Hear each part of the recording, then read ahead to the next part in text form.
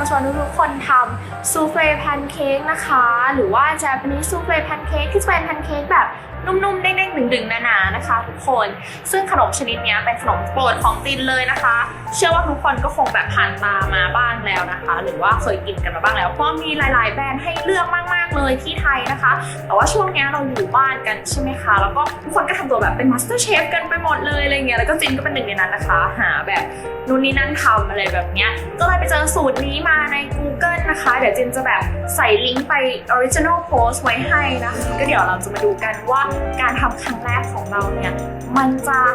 รอดหรือมันจะเฟลนะคะก็เดี๋ยวไปทำเป็นพร้อมกันเลยกันละกันค่ะพูดแบบโอ๊ยลิ้นพันไปหมดเลย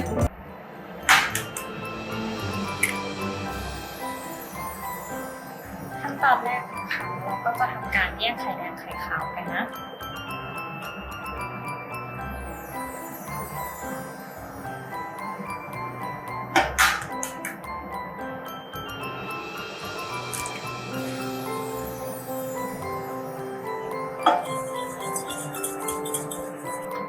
ใส่นมนะคะไปอีก1 ช้อนโต๊ะกับอีก1/2นะแล้วก็คนเลยจ้าหลังจากเมื่อกี้แล้วนะคะเราก็จะทำการร่อนแป้งกันนะคะตวงไว้เรียบร้อยแล้วกับผงฟูนะคะ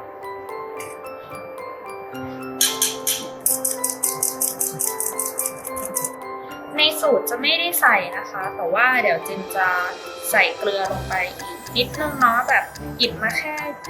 นิดนึงของหยิบมือเท่านั้นอะไรรสชาติให้อร่อยยิ่งขึ้นคนเลยค่ะ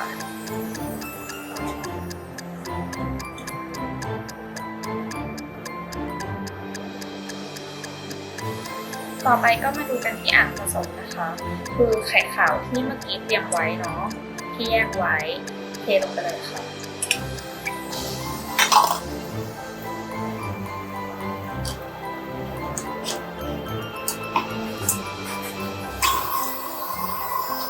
พอเริ่มขึ้นฟองเราก็จะใส่น้ำตาลลงไปส่วนหนึ่งนะคะ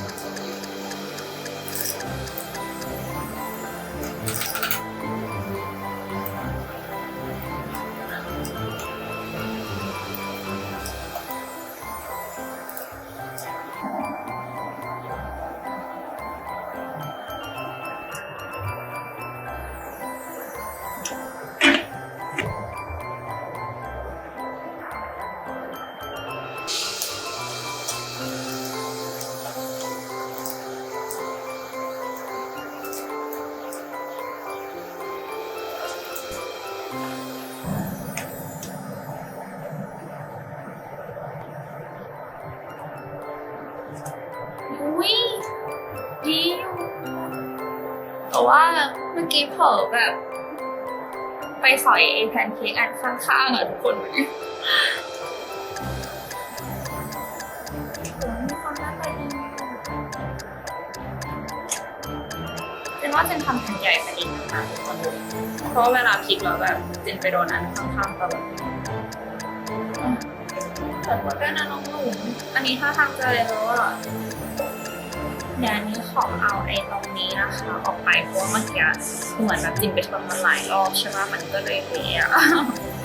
เศร้าอ่ะ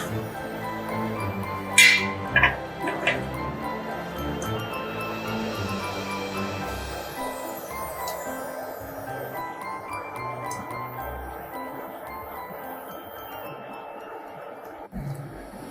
ทุกคนไม่ต้องแปลกใจนะคะทำไมชิ้นสุดท้ายมันถึงใหญ่เพราะว่า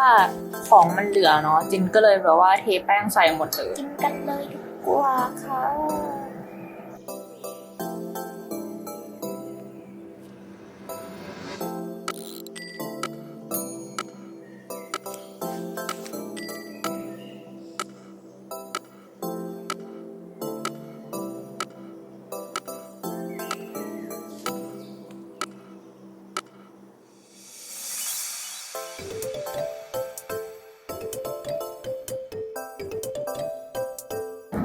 เอาจริงๆก็คือไม่ค่อยจะแฮปปี้เท่าไหร่นะคะเพราะว่าทำออกมาไม่สวยเลยแต่ว่าเดี๋ยวเราจะมาลองชิมรสชาติกันดูแล้วกันนะคะว่าขนมใช้ได้ไหม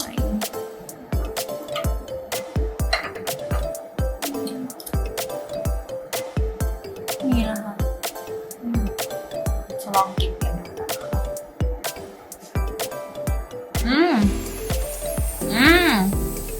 มันหน้าตาไม่ดีเท่าไหร่แต่ว่าเนื้อมันอร่อยนะโหยมันอร่อยเด้อว่าไม่ได้ขอเนยนิดนึง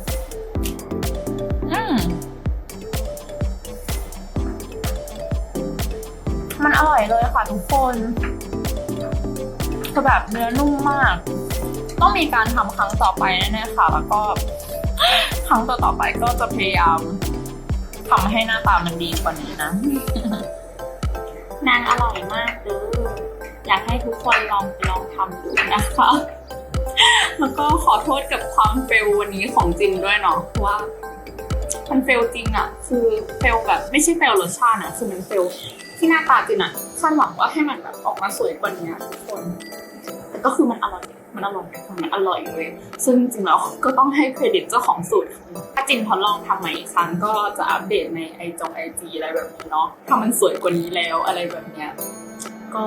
ลองทำกันนะคะว่าอร่อยมากจริงๆตอนนี้ก็ขอไปเพิ่มความอ้วนเพิ่มน้ำหนักให้ตัวเองก่อนนะคะอร่อยมากๆชอบช่วยกดไลค์กดแชร์กด subscribe เป็นกำลังใจให้จินด้วยนะคะแล้วก็ถ้าสมมติว่าเพื่อนๆคนไหนทำออกมาแล้วก็สวยมากๆเลยก็สามารถเอามาอวดให้จินดูได้นะคะหรือว่าเฟลหรืออะไรก็มาคุยกันนะคะแล้วก็เจอกันใหม่รอบหน้าค่ะ